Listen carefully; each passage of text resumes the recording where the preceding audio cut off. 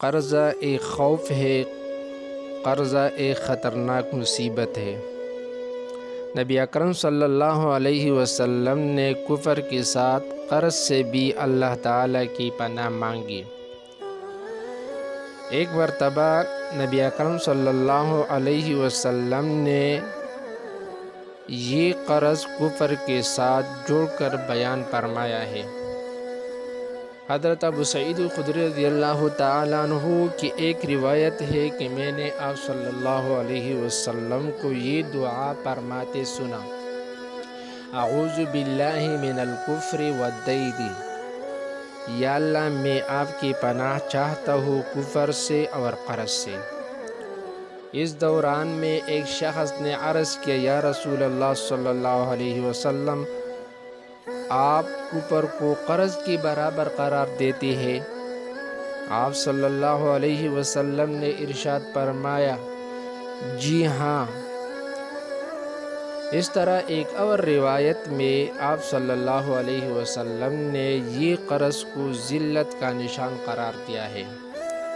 الدین رأیت اللہ فی الارض فاذا اراد اللہ ان یذل عبدا وضعہ فی عنقہ، یعنی قرض زمین پر اللہ تعالیٰ کا جھنڈا یعنی ذلت کا نشان ہے۔ اللہ تعالیٰ جس کسی بندی کو ذلیل کرنا چاہتا ہے تو یہ ذلت کا نشان اس کے گلے میں ڈال دیتا ہے۔ حضور اکرم صلی اللہ علیہ وسلم جن چیزوں کی شر سے بہت کثرت سے پناہ مانگتے تھے، ان چیزوں میں سے ایک قرض بھی ہے۔ قرضہ ایک خوف ہے۔ ایک مرتبہ نبی اکرم صلی اللہ علیہ وسلم نے ارشاد فرمایا: خود کو امن کی بات خوف میں نہ ڈالو۔ صحابہ کرام نے عرض کیا: یا رسول اللہ صلی اللہ علیہ وسلم،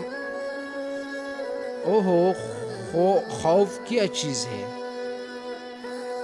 اللہ کے رسول صلی اللہ علیہ وسلم نے ارشاد فرمایا: قرضہ، یعنی جو شخص قرضی میں مبتلا ہوتا ہے وہ امن سے محروم ہو جاتا ہے، اور امن اللہ تعالیٰ کی بہت بڑی نعمت ہے، اور وہ خوف میں جا گرتا ہے جو ایک مصیبت ہے۔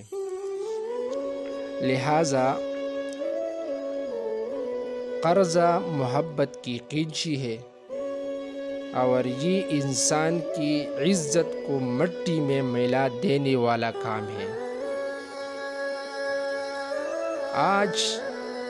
آج کل دیندار طبقے میں قرضہ بازی کی وجہ سے دینی کاموں کو بہت نقصان ہو رہا ہے۔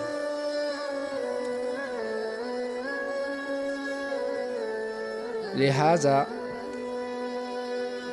یہ بہت خوف، پریشانی، ذلت اور بے برکتی والا کام ہے۔ اللہ تعالیٰ مجھے اور آپ کو قرض سے بچائے۔